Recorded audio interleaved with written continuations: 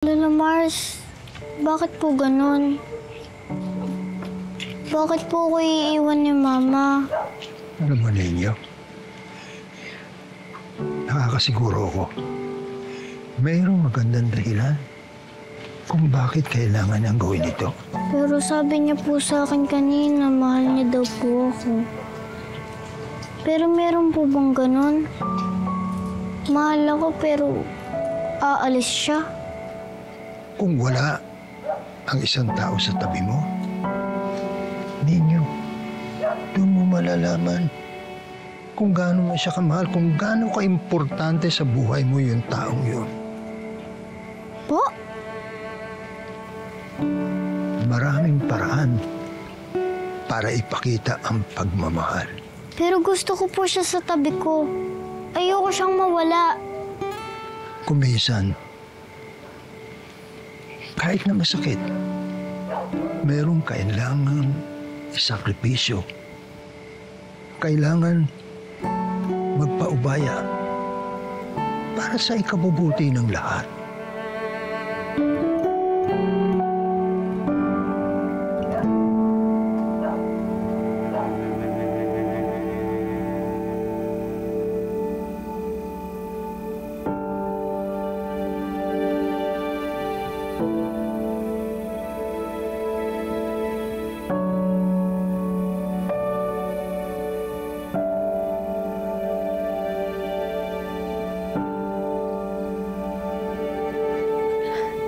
Magandang gabi ho, Lola Mars. Magandang gabi. Ano, Mars? Naku, pasensya na ho kayo nastorbo pa kayo ng bata. Hindi. Hindi niya ako na-istorbo sapagkat gusto ko nga nandito siya dahil may kausap ako eh. Glo, naikwento ng lahat ni Ninyo sa akin.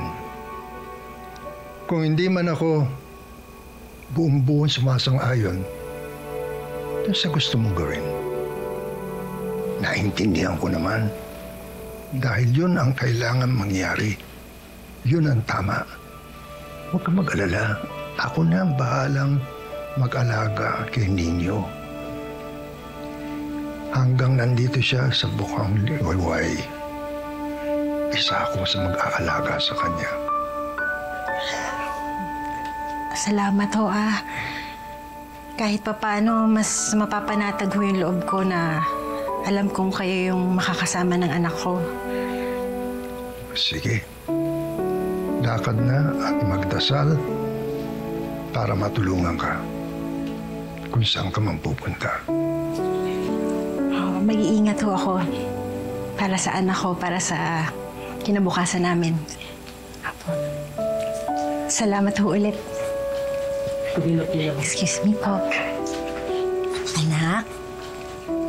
Anak, gising na. Ninyo. Dito na, Mama.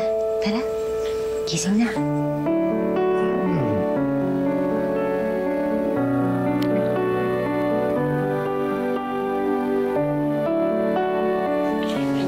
Salamat po. Tara na.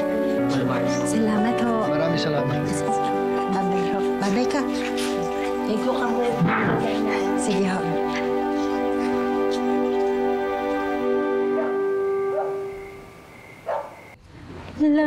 Lapit sa akin at wag matakot pa. Papawiin ang buha, wala na'y titila na. Kahit sabihin mo na di na kaya.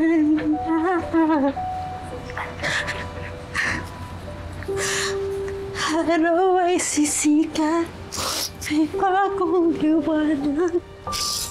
Di ka nang iisa.